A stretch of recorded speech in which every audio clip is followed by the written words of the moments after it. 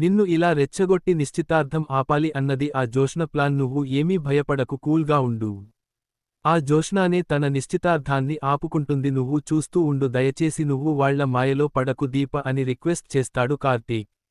తర్వాత దశరథ వచ్చి సుమిత్ర ఎంగేజ్మెంట్కి రాను అంటుంది. అంతకంటే ముందు దీపతో మాట్లాడాలి అంటుంది. సరే అని అంటాడు కార్తీక్. నువ్వు మీ అమ్మ దగ్గరికి వెళ్ళి ఏదైనా మాట్లాడావు అంటే నా మీద ఒట్టే అని అంటాడు కార్తీక్. సరే బావ, నేను ఏమీ మాట్లాడను, నువ్వే ఎలాగోలాగా ఈ నిశ్చితార్థని ఆపాలి అని అంటుంది దీప. తర్వాత నేను సంతోషంగా ఉండాలని నువ్వు కోరుకుంటున్నావా దీప అనడంతో అవును అమ్మ అని అంటుంది. సరే అని గిఫ్టుగా ఇవ్వడంతో దీప సంతోషపడుతూ ఉంటుంది. సరే అని చీర కట్టుకోవడానికి వెళుతుంది.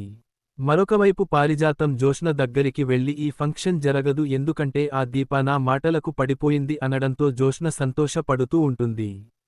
అప్పుడు జోష్న పారిజాతం ఇద్దరు తెగ సంతోషపడుతూ ఉంటారు. తర్వాత దీప సుమిత్ర ఇచ్చిన చీర కట్టుకొని కార్తీక్ చూపిస్తూ ఈ చీర చాలా బాగుంది కదా బావ అంటూ సంతోషంగా మురిసిపోతూ ఉంటుంది.